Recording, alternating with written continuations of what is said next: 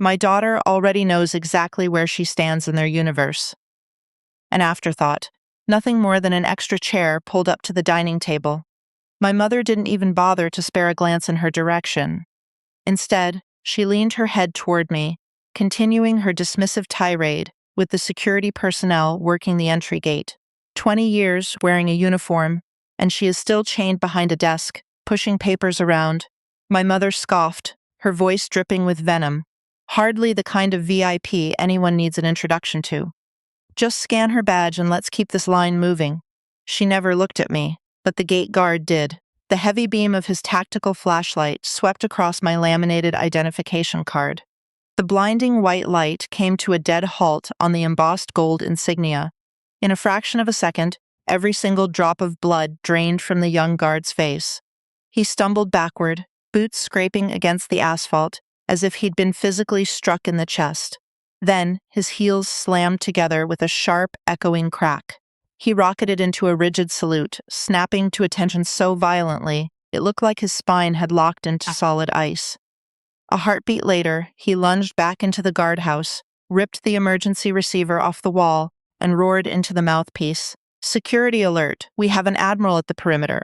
Repeat, a flag officer has arrived on site." My mother erupted into a fit of mocking laughter. She told the guard he was acting completely ridiculous. What she failed to realize in that moment was that 3 agonizing decades of being sidelined, belittled, and treated like cheap wallpaper had just violently expired. But before I pull back the curtain on why that specific night became the very first time in 30 years they actually saw me, and who ultimately footed the bill for the devastation that followed, hit that like button, subscribe to this channel, and don't go anywhere. Because what went down next was a shockwave absolutely nobody sitting in that car could have braced for.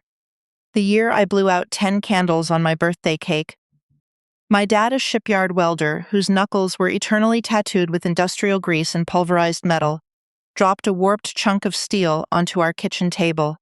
He had welded it into the rough silhouette of a ship's anchor.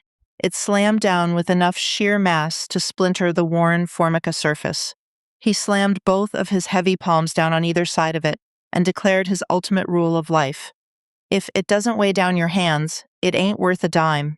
That wasn't just a casual remark. In our house, that was the gospel. Barely 3 feet away, I was standing completely still, gripping a paper certificate so fiercely that the borders were crumpled and soaked with sweat from my palms.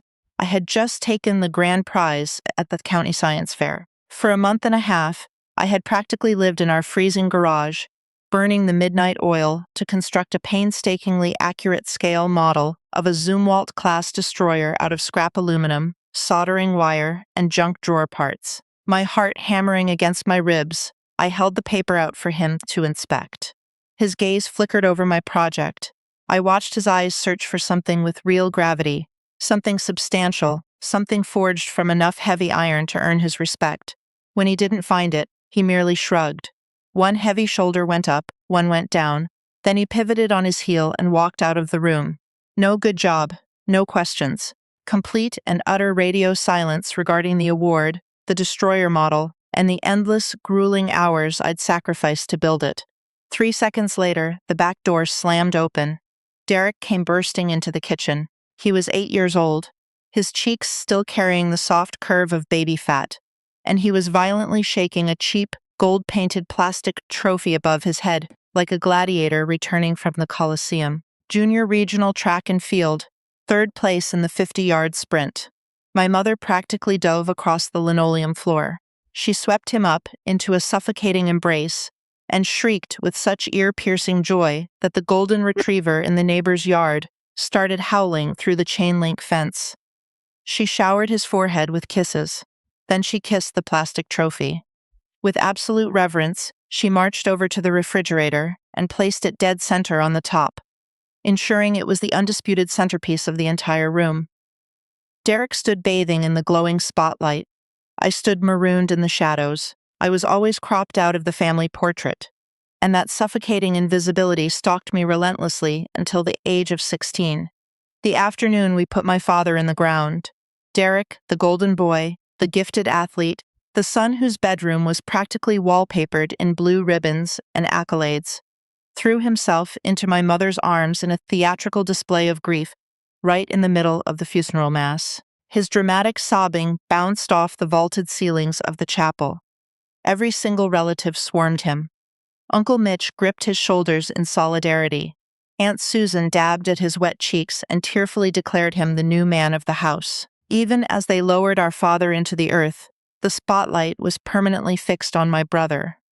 I didn't shed a single tear. Instead, I tucked myself behind a massive stone pillar in the back of the church.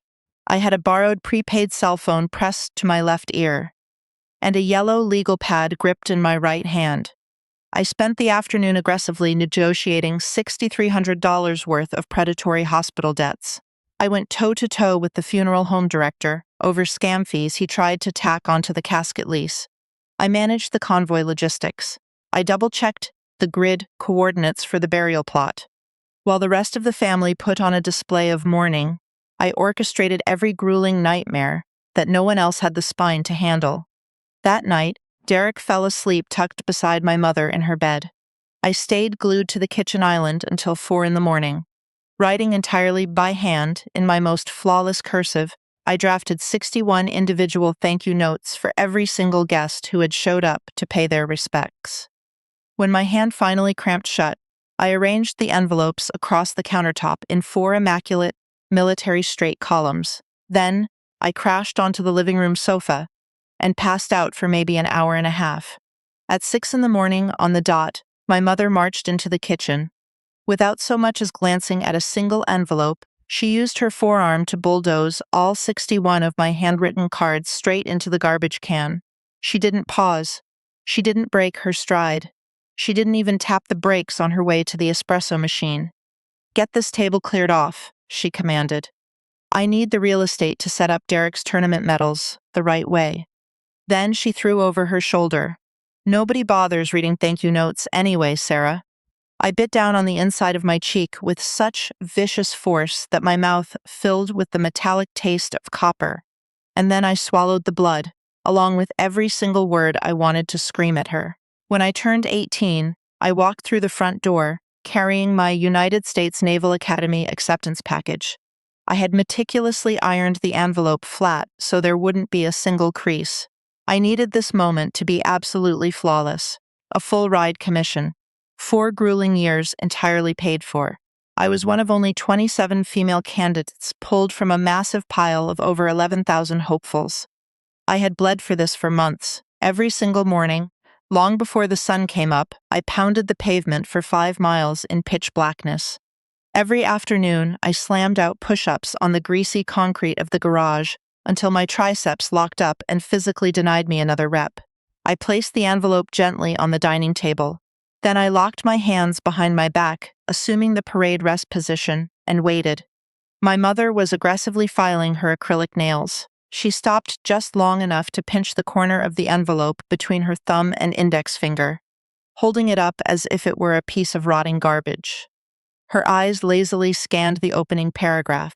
Then her gaze flicked up to mine. The glare she shot me was acidic enough to eat through solid steel. The Navy. She let out a singular, barking laugh. "So, the government wants to teach you how to file paperwork on their dime." She flicked the prestigious letter back onto the wood. "I just pray to God you don't vanish into some depressing, dead-end assignment on the other side of the planet and humiliate this family any worse than you've already managed to." Across the living room, Derek was sprawled horizontally on the cushions, his fingers practically fused to a PlayStation controller. A smug, breathy snort escaped his lips. There wasn't a drop of actual amusement in the sound. It was pure, unfiltered contempt. I should have gone nuclear. I should have kicked the coffee table across the room. I should have screamed in their faces that getting a slot at Annapolis was statistically harder than walking into Harvard. But the mental architecture of a future naval commander was already running a vastly different kind of algorithm, one that had 0 variables for emotional outbursts. I thought of the legendary SEAL mantra, "Embrace the suck and never ring that bell." In that exact second, I executed a tactical maneuver that would end up costing me the next 3 decades of my existence. I decided to shrink, I chose to compact my entire life into the tightest possible box so my mother could continue orbiting her golden boy without my inconvenient shadow getting in her way. I snatched the pristine acceptance letter, folded it brutally in half, shoved it to the bottom of my duffel bag, and ripped the zipper closed with one violent jerk. The sound of those metal teeth biting together was my vow of silence. I threw my self-respect into a dark bag and left it to rot. I spun on my heel, marched out of that kitchen, out of that neighborhood, and didn't let a single tear touch my face. I launched a 30-year covert operation of absolute self-erasure, 40 meters beneath the churning surface of the South China Sea. 0 dark 30. The freezing water squeezed my rib cage like poured concrete. Visibility was 18 inches, and the thermal drop was hovering right on the razor's edge of hypothermia. I forced my heart rate down to a steady 60 beats a minute. Not because I was feeling zen, but because the magnetic explosive rigged to the foreign hull 3 feet from my goggles would trigger if its sensors picked up an acoustic vibration above a hyperspecific threshold. One slight tremor in my left hand, and my entire dive squad would be converted into a red mist. I locked my heavy cutters around the primary detonation line. 3 pounds of steady, agonizing pressure. I clipped the wire. The angry red LED indicator on the ordnance flickered, then died into blackness. The Reaper powered down. I kicked hard, broke the black surface of the water, ripped my rebreather off, and violently sucked in the night air. It tasted like diesel exhaust and heavy brine. The maritime winds whipped across my frozen face so viciously, my vision blurred. I dragged my tongue across my bottom lip and tasted fresh blood. The aggressive pressure shifts had literally split my skin open from the inside out. Out here, in the shadowy underworld of explosive ordnance disposal. The very bleeding edge of American global dominance. I was the ghost they dialed when the statistics predicted a 0% survival rate. I wasn't an afterthought. I was the entire game plan. I hauled my dead weight over the side railing of the Ticonderoga-class cruiser, dropping onto the steel deck plates that were humming like a live wire. Before I could even unbuckle my harness, the ship's comms officer sprinted over and shoved my personal smartphone into my dripping neoprene glove. The military satellite had finally bounced a signal down. A single notification was burning brightly on the scuffed glass. A text message from my mother.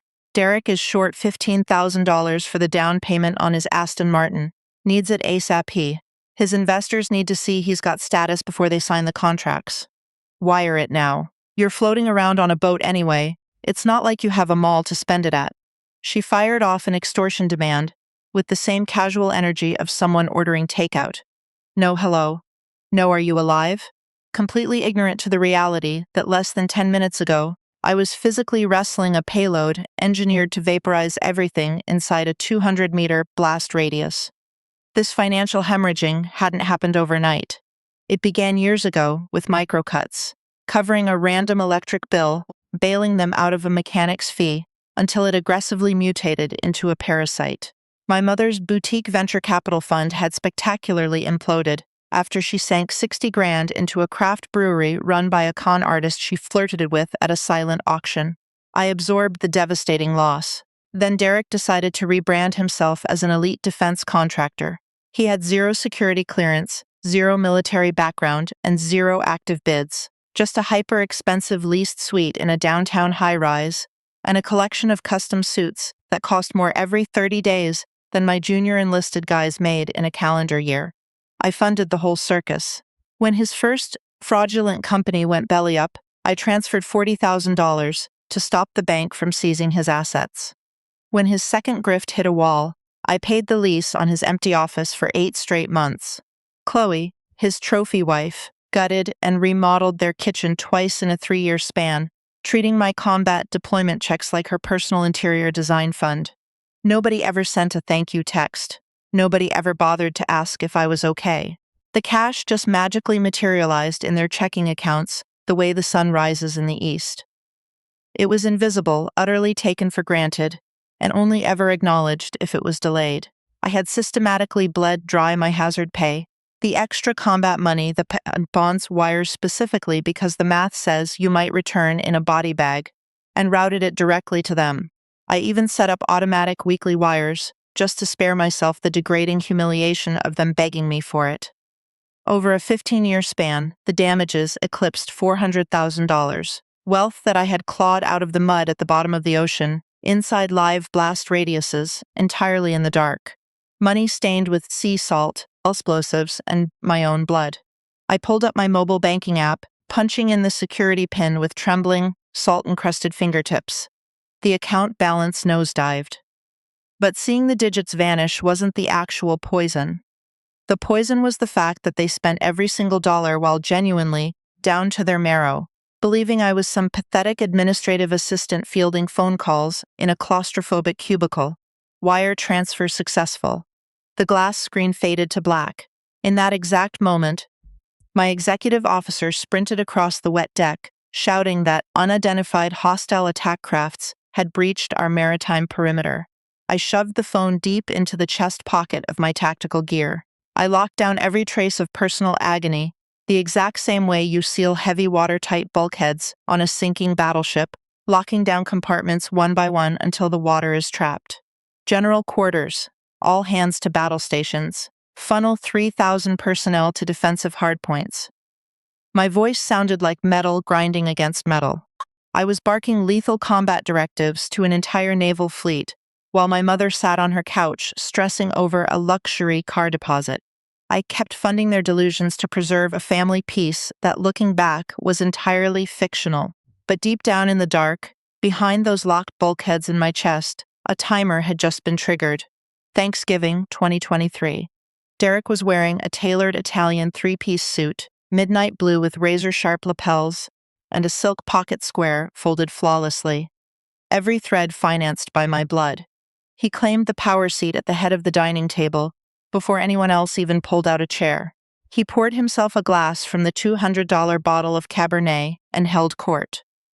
For 3 solid quarters of an hour, he held the room hostage with an arrogant monologue about international arms deals, geopolitical security, and his supposed inner circle at the Department of Defense. He only stopped talking long enough to chew his turkey or bask in our mother's hero-worshipping stares. Then he held his wine glass up, projecting his voice so the whole room had to listen. I'm actually consulting for the top brass on some major strategic acquisitions right now. Admiral Sterling, the guy running the whole Pacific Theater, he had to page me last Tuesday to get my read on a situation. He dropped the Admiral's name like he was talking about a guy he played fantasy football with. Casual, breezy, like a 4-star commander was the kind of buddy who borrowed his leaf blower. Derek fed off the stunned silence in the room and doubled down. Sterling and I are partnered up on a highly classified maritime initiative. Obviously, I can't leak the details here, but let's just say when the ink dries on this contract, we are looking at 9 figures, minimum. He shot a cocky wink at Chloe, who smiled back with the dead-eyed glaze of someone who had practiced this exact routine in the mirror. Uncle Mitch let out a low whistle of pure awe. Aunt Susan practically gasped, clutching her pearls. The cousins leaned across their plates like they were watching an IMAX movie. The absolute microsecond the name Sterling hit my auditory nerves, a dry chunk of turkey essentially lodged sideways in my windpipe. I kept my expression completely dead, but behind my retinas, a violent gear shifted into place that had absolutely nothing to do with holiday dinners. Admiral Sterling, the untouchable military giant Derek, was casually name-dropping to sound important to our suburban relatives. He reported directly to me. I was his commanding officer. Exactly 48 hours prior to this dinner, Admiral Sterling had stood rigidly at attention, inside a top-secret black, aboard a nuclear aircraft carrier, thrown a sharp salute, and begged for my direct authorization to greenlight a lethal ordnance clearing op in contested enemy waters. He addressed me as ma'am. He didn't move an inch until I gave him the nod. The multi-million-dollar phantom project Derek was spinning, lies about over mashed potatoes, didn't exist. Sterling's actual classified operations involved explosive threat corridors that fell completely under my jurisdiction. Corridors where I had nearly lost my life on 2 separate occasions in the last year and a half alone. I squeezed the handle of my dinner fork until the veins in my wrist threatened to burst through the skin. I immediately ran a tactical breathing cycle. 4 seconds in. 4 seconds hold. 4 seconds out, the exact respiratory rhythm I rely on when I am disarming a live warhead and I need my hands to be dead still. It was the only barrier stopping me from violently flipping that Thanksgiving spread onto the ceiling. My mother was practically glowing. She reached right over the gravy boat and lovingly patted Derek's shoulder like she was soothing a champion racehorse. Then, her neck snapped toward me. Her pupils dilated and went completely hollow, the exact way they always did when she locked onto a victim. See, Sarah? Your brother is taking meetings with top admirals, and you are still organizing file cabinets in some depressing basement. If you'd just swallow your pride and ask nicely, maybe Derek could pull a few favors and secure you a janitorial contract at the Pentagon. The entire dining room erupted. Uncle Mitch, Aunt Susan, the younger cousins, even Chloe, hid her vicious smirk behind a linen napkin. They were belly-lawing at the woman who literally held the operational keys to launch or abort the United States naval forces in an active war zone. I didn't flinch. Wasting verbal ammunition on a target wrapped in bulletproof ignorance is a rookie mistake. I picked up my water goblet. I never touch alcohol when I need my mind to be a lethal weapon. I mapped Derek's face with the exact same cold precision I used to sweep a tripwire field. Sector by sector, analyzing, cataloging. I swallowed the metallic taste of blood pooling against my back teeth and allowed exactly one micro-expression to slip through my defenses. A smile so freezing cold it belonged on a mortuary slab. Yes, Mom, Derek certainly has incredible connections. I locked every single lie away into the psychological target package I had been assembling for the past 3 years. I was no longer surviving a toxic holiday meal. I was gathering deep cover intel for an assault that would salt the earth they walked on. The trigger for that assault arrived on a silver platter a few months later, during a brief trip back to my hometown right after the new year. I was walking through my mother's kitchen when a flash of thick cream-colored stationery buried in the trash can caught my eye, wedged beneath wet coffee filters and cracked eggshells. The heavy, gold-embossed Department of the Navy seal on the envelope was impossible to miss. I had signed my name across 1,000 of them. I reached into the garbage and slid it out. The addressee line was stamped in aggressive, black military block text. Rear Admiral Sarah Hayes. Tucked inside was an impossibly heavy foil-stamped invitation. Guest of honor and keynote speaker at the International Ordnance Disposal Summit. The absolute pinnacle event for the global tactical community. 4-star generals fly in. U.S. senators beg for tables. International defense ministers make appearances. The Pentagon's mailroom had routed it to my mother's address simply because my ancient personnel file still had this house logged as my permanent home of record from 20 years ago. I held the thick cardstock up to the fluorescent kitchen lights, using my thumb to scrape dried coffee grounds off my gold-lettered name. My mother blew into the room like a hurricane, violently snatched the invitation right out of my fingers without breaking her stride, and twisted her mouth into that condescending sneer I had memorized as a toddler. I threw that garbage out, for a very good reason. It's a phishing scam. They print ridiculous, fake military ranks on the front to manipulate idiots into donating money. You answer phones for a living, Sarah. Why in the world would you be getting mail addressed to an admiral? She aggressively chucked it back at the trash bin. It ricocheted off the plastic rim and landed perfectly face-up on the linoleum. The words Rear Admiral staring back at the ceiling lights. 3 straight decades of hardened emotional Kevlar suddenly cracked right down the middle. What happened next pushed it past the breaking point. My mother whipped out her smartphone and smugly pulled up a digital VIP pass. She had wasted the entire month emotionally manipulating the wife of a retired armor colonel in her weekend book club just to score access. She proudly announced that she and Derek would be crashing that exact same military summit so Derek could hustle his fake defense company to billionaire defense contractors. Then she jabbed one perfectly manicured acrylic nail directly at my chest and laid down her rules of engagement. You are going to wear something cheap and invisible. You are going to haul my luggage. You will stay exactly 3 paces behind me, and you will keep your mouth shut unless someone specifically asks you a question. Understand? I absolutely refuse to let you embarrass me in a room full of actual military brass. When the night of the summit arrived, I didn't pull my formal dress whites out of the garment bag. I scraped my hair back into a severe, regulation-tight bun, the kind that makes your scalp throb after 6 hours but refuses to let a single strand break protocol. I put on a dull, forgettable black dress. I slid my encrypted military common access card, the one bearing the heavy gold flag officer's seal, deep into the hidden zipper compartment of my purse, way down where my mother would never bother to snoop. I slid into the passenger seat of her SUV. The atmosphere inside was suffocating. She had sprayed her cheap drugstore perfume with the aggressive enthusiasm of someone wielding a fire extinguisher. Derek was sprawled across the back leather, mindlessly scrolling through his social media, chuckling at some garbage meme about crypto billionaires. I locked my jaw. I dropped an impenetrable iron mask over my face, the exact same dead-eyed expression I hold in the final 60 seconds before I authorize a lethal airstrike. I wasn't driving tonight. I was going to let my mother take the wheel of her own ship and run it at maximum velocity, straight into a jagged reef she couldn't even see. At 1700 hours, the SUV rolled up to the heavily fortified entry control point of the convention center.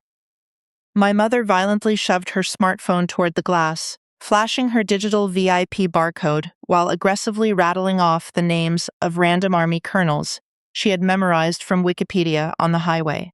The gate guard, a young kid with a high and tight haircut, who looked like he was barely 6 months out of basic training, completely ignored her ranting. He ducked his head down and shot the beam of his maglite straight through the passenger side window, directly into my face. Standard operating procedure.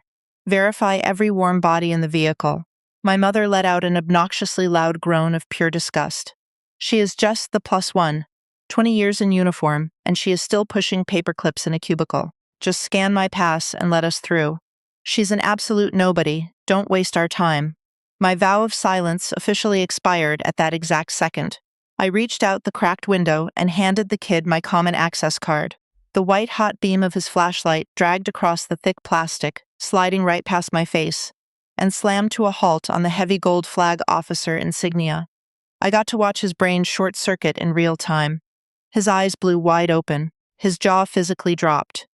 The color rushed out of his face the way the ocean violently pulls back right before a catastrophic tsunami hits, leaving nothing behind but pale, terrifying emptiness. He stumbled back, and then years of brutal psychological conditioning took the wheel. His heavy boots smashed into the concrete with a deafening crack that made my mother physically jump in her seat. His spine snapped up into a rigid rod of iron. His hand shot to his brow like a fired piston. He pivoted on his heel, threw himself through the heavy metal door of the guardhouse, and ripped the emergency red phone off the receiver. The decibel level of his voice bounced off every concrete pillar in a 100-yard radius. Code red alert. We have an admiral at the perimeter check. I repeat, a flag officer is on site. Dispatch elite protocol escort to this location immediately. My mother let out a high-pitched manic squawk of disbelief. She aggressively leaned her body entirely over mine, screaming out the window at the guardhouse. Stand down, soldier. You are making a massive fool of yourself. She is just my daughter. She is a glorified secretary. Your machine read the plastic wrong. The heavy door of the guardhouse swung open for a second time. Master Chief Marcus Vance stepped out directly into the blinding halogen floodlights. Marcus, the man I had physically dragged by his body armor out of a blazing ordnance disposal pit in Helmand Province back in 2009. I had hauled his dead weight over 40 meters of shattered concrete, while jagged pieces of hot shrapnel were literally melting into my left arm. The same man who, while bleeding out on a filthy medevac stretcher, swore to God that he would spend every remaining breath of his career, ensuring the entire military knew exactly what I was capable of. His face, tanned like worn leather and deeply tracked with blast concussion scars, completely transformed the very second his eyes locked onto mine. A massive, beaming smile ripped across his face like the morning sun cresting over an aircraft carrier. He marched directly to the passenger door, stopping at precisely 6 feet away, and threw up a salute so immaculate it could have been carved out of marble for a recruitment ad. Admiral Hayes, ma'am. It is an absolute privilege. The entire fleet has been standing by waiting for our guest of honor all night. We have an armed escort prepped and ready for you." The oxygen in the SUV was instantly vaporized. My mother's manicured hands effectively welded themselves to the steering wheel. Her knuckles shifted from flesh tone to bone white in under a second and a half. I could physically hear her respiratory rate completely fracture, rapid, shallow, panicked. It was the exact breathing rhythm of a civilian whose entire reality has just been hit with a Hellfire missile. In the back seat, Derek made a noise I had never heard a human being produce in my life. It was a wet, suffocating gurgle, like a drowning man choking to death on his own delusions. When I finally spoke, my voice was pitched low and deadly calm, the unmistakable frequency of an apex predator who has spent decades giving commands that dictate who gets to breathe tomorrow. "At ease, Master Chief. It's a damn good sight to see you still on your feet." I grabbed the chrome door handle. My mother didn't twitch to help me. She physically couldn't. I shoved the heavy door open myself, stepped out onto the cold concrete, and aggressively yanked the hem of my dress straight. I slowly turned my head and looked back through the tinted glass at the two cowards who had spent 30 years looking straight through me. I didn't say a single word. I just squared my shoulders, turned my back to them, and strode right through the security checkpoint toward the Grand Hall, never once looking in my rearview mirror. Behind me, my mother sat permanently frozen, her keys dangling in the ignition, her mouth hanging wide open, completely incapable of forming a single coherent syllable. If you have ever bitten a hole through your own tongue and swallowed your dignity just to keep the peace with blood relatives who absolutely refuse to see your value, hit that like button and drop your story in the comments. Because the thermonuclear payback I delivered next is dedicated to every single person who has been starved of the respect they bled to earn. The massive double doors to the ballroom swung open, and I walked straight into a blinding wall of crisp, blinding white. 1,000 decorated naval officers, decked out in their full formal dress uniforms, rose from their banquet chairs in absolute unison. The sheer acoustic weight of 1,000 wooden chairs, scraping backwards across the marble floor, sounded like a tidal wave smashing against a concrete dam. The fleet commander, a 4-star legend who had more campaign medals pinned to his chest than there was physical fabric to hold them, strode directly across the ballroom floor to meet me. He grabbed my right hand in both of his and refused to let go. "Sarah, we have been counting down the days for this all year." I walked up the carpeted stairs to the main podium. Behind me, an absolutely massive digital projector lit up the wall, displaying my classified service portrait next to the glowing text, "Guest of Honor, Rear Admiral Sarah Hayes." The digital projection was 20 feet tall. My mother was sitting exactly 40 feet away from it. Bathing in the glow of the crystal chandeliers, I visually swept the massive room the precise way I sweep a hostile drop zone. Surgical, relentless, logging every detail. I found them. My mother and Derek were crammed into cheap overflow seats at a table shoved deep in the back corner. Their paper name cards were scribbled in sloppy black marker because they had barely managed to scrape onto the bottom of the VIP waitlist. Their faces were the exact shade of wet ash. My mother's heavy mascara was already fracturing, running down her cheeks in dark, jagged lines. Derek was sitting paralyzed. Suddenly, his hyper-expensive Italian custom suit looked like a cheap Halloween costume under the harsh, unforgiving glare of the ballroom lights. His jaw was locked so aggressively, I could visibly see the muscle spasms from the center stage. The arrogant con artist who had spent Thanksgiving feeding his family blank garbage lies about Admiral Sterling begging for his tactical advice was now completely surrounded by the lethal, hyper-competent warriors he had been impersonating for half a decade, and not a single soul in that room had a clue who he was, or cared to find out. I delivered my keynote address. The entire ballroom went dead. I don't mean polite, corporate dinner quiet. I mean pre-combat briefing silent.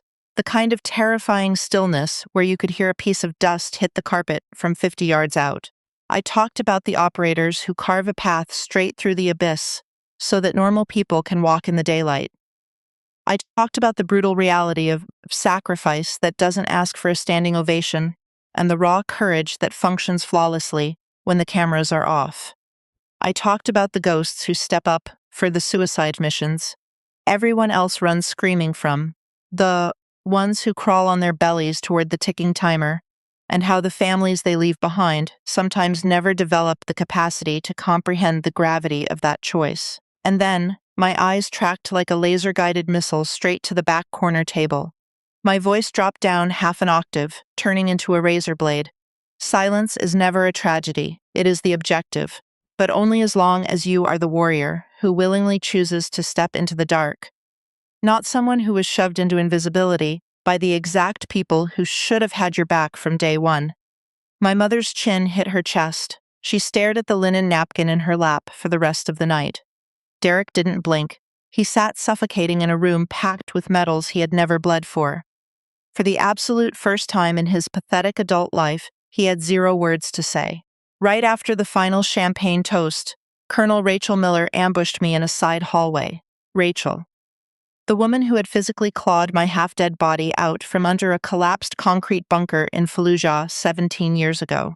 The woman who had slapped me across the helmet when I was bleeding out and wanted to quit, screaming in my face that I was entirely too stubborn to die. She stood dead center in the hallway, blocking my exit, her arms aggressively folded across her chest, her jaw clamped shut. Her dark eyes were burning with an equal mixture of violent rage and utter heartbreak. "Let me just clarify my intel on what exactly went down tonight," she hissed. "You actually let your own mother drive the absolute guest of honor through a heavily armed checkpoint in the passenger seat. You sat there completely mute while she looked a United States sailor, one of your own damn sailors, in the eye and told him you were a piece of garbage. You allowed her to call you a glorified secretary in front of your own men, and you just swallowed it like it was a daily vitamin." She stepped aggressively into my space. She was close enough that I could pick up the scent of the gunpowder Panatolena cologne she'd been wearing since our tours in Iraq. "Sarah, I literally watched you dismantle a rigged daisy-chain IED in the middle of a blinding sandstorm without your heart rate even spiking. But your mother spits one toxic sentence at you, and you crumble like a terrified boot camp recruit on day one. How long, how much more of your blood and your rank are you going to surrender to parasites who treat you like an ATM machine and wipe their boots on you when they're done?" Her words hit my chest with the concussive force of a flashbang grenade detonating in a pitch-black room. Blinding, agonizing clarity. Nowhere left to hide. I had wasted 30 entire years masquerading pure cowardice as humility. I had dressed up my terror of rejection as military discipline. I had convinced myself that self-destruction was a noble sacrifice. Rachel was dead right. Internalizing that kind of psychological shrapnel from the people whose job is to love you isn't a sign of mental toughness. It is self-mutilation, performed willingly, over and over, until you've erased every piece of yourself that matters. I flat out refused to get back in the SUV with my mother. I requisitioned a heavy armored military staff vehicle with blacked-out government plates and climbed into the expansive back seat entirely alone. The leather upholstery was freezing. The glowing city skyline slid past the tinted glass in absolute dead silence. Sitting in the shadows, watching the headlights of oncoming traffic slice through the dark, I drafted a brand new operational directive. Not for a naval fleet, not for a fighter squadron. For myself, sever all enemy supply lines, effective immediately. 0 exceptions. 0 negotiations. 0 mercy. In the cavernous back of the government car, the pale blue glow of my smartphone painted harsh shadows across my knuckles. I unlocked my banking app and started scrolling through the poison. The screen was choked with automated hemorrhages, heavy monthly wire transfers directly into my mother's checking account, massive quarterly bailouts to prop up Derek's fraudulent business credit, astronomical yearly lump sums explicitly sent to cover the insurance premiums on a luxury Aston Martin I hadn't even sat in. Every single transaction was a literal blood transfusion. Every single one was keeping their delusional fantasy alive. I didn't hesitate for a microsecond. I worked the phone the exact same way I diffuse a live warhead, freezing cold logic, absolute 0 emotion. Permanent, lethal actions executed in the exact correct sequence. I smashed the again and again. 12 active financial feeds, 12 severed arteries. My combat pay was never again going to function as life support for vampires who treated me like disposable medical waste, Transactions terminated. The app let out a high, flat, clinical beep. Flatlined. Final. I opened my secure email client. I drafted a message with both my mother and Derek on the line. No soft intro, no dramatic emotional venting, just a cold, hard military mandate. I will never again play the role of the anchor buried in the mud. So this family has a platform to stand on. All financial life support is permanently severed at tight hours. Tonight, this is not a conversation. I attached one single digital file, my completely unclassified military dossier. Rear Admiral, United States Navy, recipient of the Silver Star, Bronze Star with Combat V, 3 active combat zone deployments, 16 successful high-mortality explosive ordnance neutralizations, every single irrefutable fact typed out in flawless government block font on official Department of Defense letterhead. Within 60 minutes, the tactical strike hit. My mother's hyper-elite credit card, hard declined at a high-end steakhouse, right in front of 4 incredibly judgmental women from her book club. Gorok's corporate investors, the billionaires he'd been mesmerizing with fabricated fairy tales of his VIP Pentagon access, finally ran a legitimate background check. They instantly unearthed the truth. He had never held a basic security clearance, had 0 military ties, and his entire Playboy lifestyle was bankrolled completely by the exact same sister he publicly mocked as a lowly administrative drone. The loan sharks who had been swimming around him like great whites, smelling chum, immediately started blowing up his phone. My cell phone vibrated in my lap. It was Chloe, Derek's wife, the woman who had blown 5 solid years indulging in luxury spa retreats, funded directly by my hazard pay without ever once questioning where the magical cash flow came from. She was calling in a state of absolute, hysterical meltdown. Her voice kept shattering into wet, violent sobs. "Sarah, please, you have to fix this." Derek's investors dug up the truth. "The entire acquisition deal is disintegrating. You need to call them. Tell them it's all a massive misunderstanding." I unscrewed the cap of a water bottle sitting in the center console and took a long, slow sip.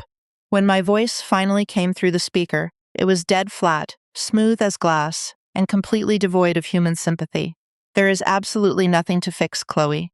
They are operating on undated data. Only con artists are terrified of the truth." I ended the call and placed the phone face down on my knee. Their entire empire, built brick by brick on my forced silence, financed entirely by my spilled blood, and decorated heavily with my stolen valor, had just been officially wiped off the map. The very next week, my mother showed up at my military office completely unannounced. No scheduled meeting, no warning text. She bulldozed her way past my executive aide, blew through 2 heavily armed security checkpoints, and planted her teacher directly in front of my massive mahogany desk. Thick black tracks of dried mascara ran down both of her cheeks. She was armed with a manipulative script she had clearly spent the entire drive rehearsing. Not a single shred of an apology for the humiliation at the security gate. Complete denial of 30 years of targeted abuse. She opened fire with the only weapon she actually knew how to use. Guilt, weaponized into a heavy sledgehammer. One uncomfortable evening, and you decide to completely incinerate your own flesh and blood? Your father would be violently rolling over in his grave.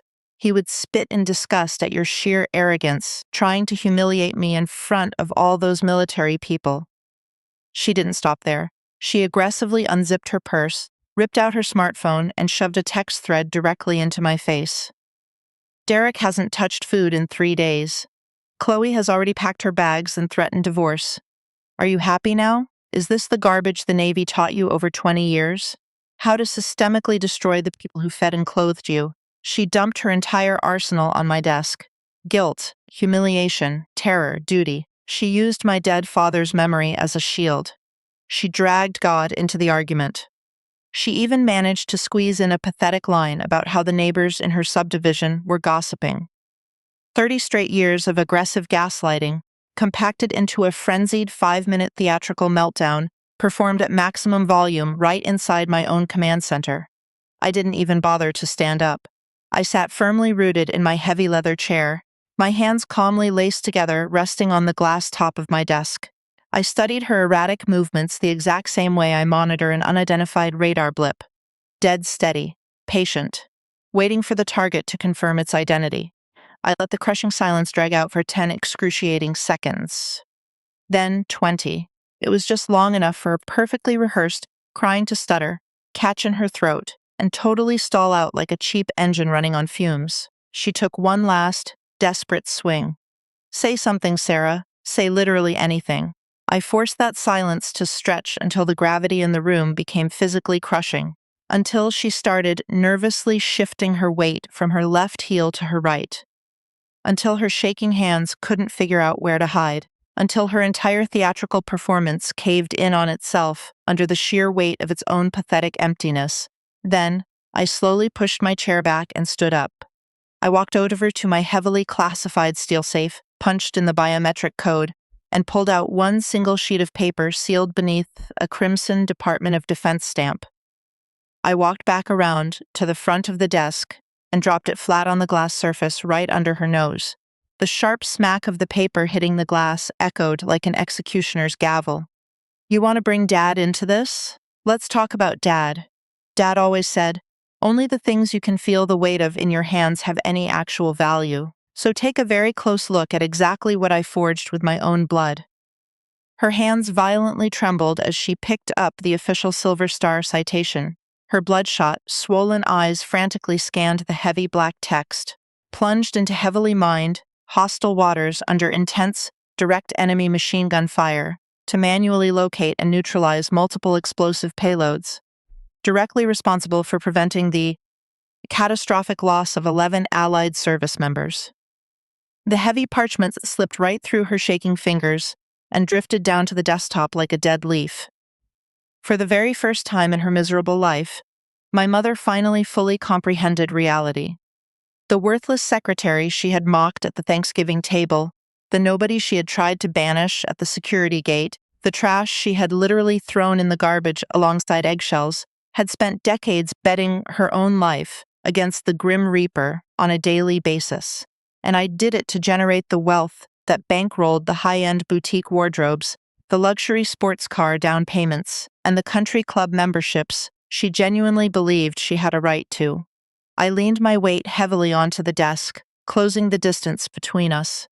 "You aren't weeping right now because you hurt me, Mom. You are weeping because your mask finally slipped, and everyone sees you. So go ahead, cry it out.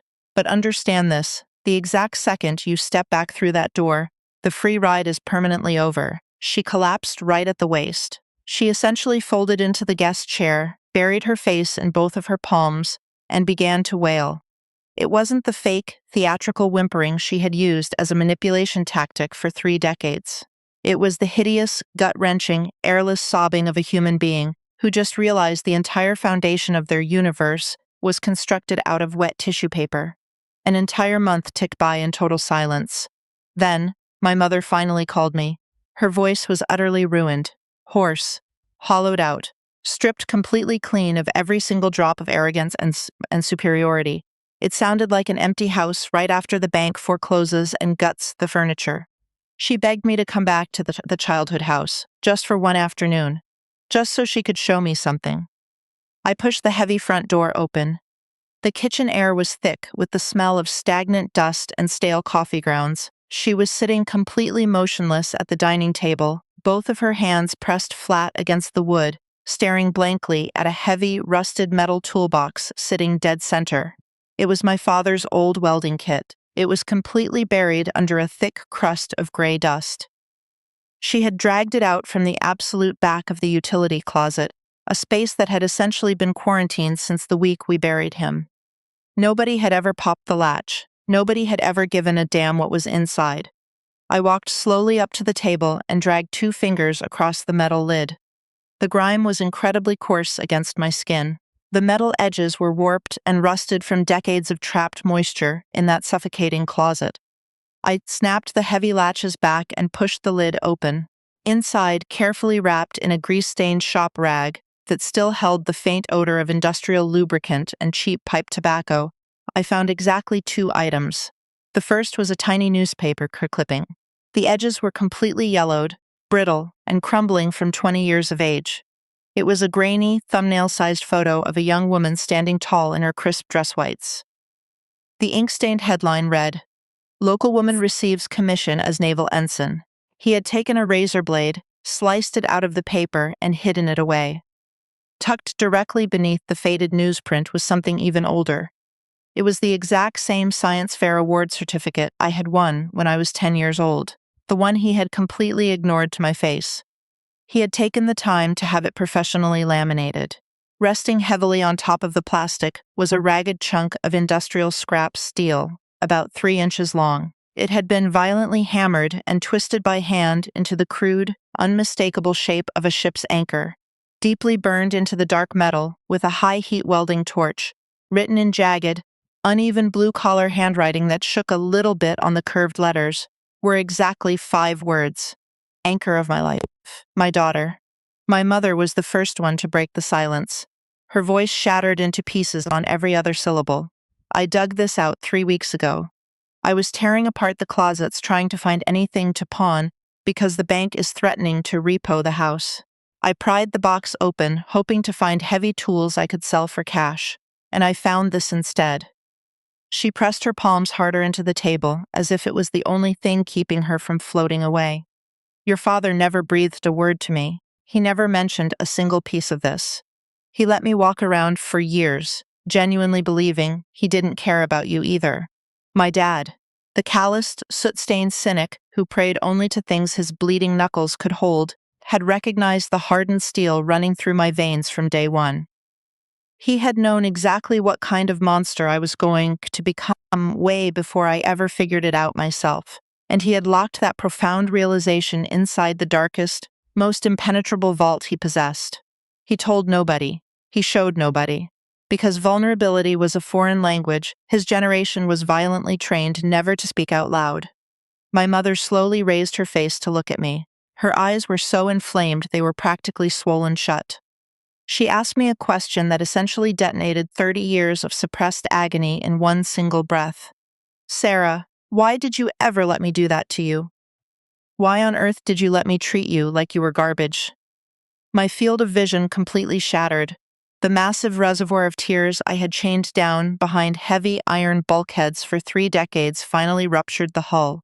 I took in one massive, violently shaking breath, and I gave her the absolute truth, because I took Dad's core philosophy and I deployed it in the wrong damn war zone. I intentionally made myself invisible so that you and Derek could consume all the oxygen in the room. I literally gave you the instruction manual on how to dismiss me. I conditioned you to believe I didn't matter. There was zero malice in my voice anymore. It was just pure, devastating clarity. We both stared at the emotional crater we had dug together. Sacrifice that operates without rigid boundaries doesn't magically generate gratitude. It breeds entitlement. And when entitlement is allowed to fester in the dark, it always mutates into pure cruelty. Neither one of us had clean hands. Neither one of us was the sole villain, but we had both been utterly decimated by the exact same toxic fairy tale. The lie that true love requires you to completely erase your own existence just so somebody else can stand in the spotlight. The summer family reunion, the massive living room wall, the shrine that had been completely choked for decades with Derek's track ribbons, fake participation medals, and that cheap plastic golden trophy from a 50-yard sprint, was entirely stripped bare. Every single thumbtack had been pulled. Every drywall hole was painfully exposed. The wall looked like it had been violently gutted for a total renovation, which, honestly, it had been. Derek was standing precariously on one of the heavy dining room chairs right in front of that empty drywall. He had a yellow construction level gripped in his left hand and a heavy steel hammer in his right. His hands were violently shaking. Not from the physical exertion, but from the crushing weight of an emotion he absolutely lacked the vocabulary to articulate. Slowly, with the kind of agonizing, deliberate care I had never seen him use for anything in his entire life, he perfectly positioned a heavy glass frame. Inside was my official Rear Admiral commissioning mandate, mounted directly beside my Silver Star combat citation. He perfectly centered the heavy frame against the wall and violently drove 2 thick steel nails deep into the plaster. The heavy thud of the hammer smashing steel into the wall rang through the dead silent house like a gunshot. Every single relative in the room, Uncle Mitch, Aunt Susan, the younger cousins, who had practically choked on their turkey, laughing at me just a few months prior, watched the entire process without making a single sound. Nobody cracked a joke to break the tension. Nobody dared to look at their phones. Directly next to the heavy glass frames, Derek hammered in one final nail, a massive, heavy-duty industrial spike, exactly the kind of hardware my dad would have respected, and he gently hung the rough, hand-welded steel anchor on it. My father's silent devotion and my spilled blood, mounted side by side on the wall, completely exposed to the light for the very first time in 30 years. Derek stepped down off the wooden chair. He placed the heavy hammer onto the side table without saying a word. He walked over to the drink station, poured ice water into my glass, using both of his hands to keep it steady, and sat down. He bowed his head so intensely, his chin was basically glued to his collarbone. Not a single syllable of arrogant self-promotion escaped his lips for the rest of the night. The con artist who had burned his entire adulthood fabricating lies, inflating his ego, and performing for an audience. The fraud who had sat at Thanksgiving bragging that top-tier military commanders begged him for tactical advice had finally run completely out of oxygen. Right before we started eating, my mother forced herself to stand up. She locked both of her hands onto the edge of the dining table just to keep her knees from buckling. When her voice finally broke the silence, it resonated across the room with the crushing gravity of something that had been chained in the dark for way too long. This is my daughter. She is a rear admiral in the United States Navy. She is a warrior who plunged headfirst into active minefields and manually ripped death apart with her bare hands, just to ensure the people fighting next to her got to go home. And for 30 years, I violently forced her into the shadows. I looked her in the eyes and told her she was entirely worthless. I was catastrophically wrong. Tonight, I am begging her to step out of the shadows, and I am commanding every single one of you in this room to finally look at her exactly the way I should have been looking at her from the very beginning.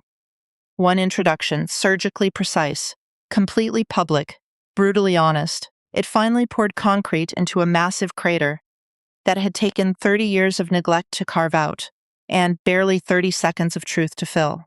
A few days later, I was standing completely alone inside my private military quarters, staring dead into the mirror.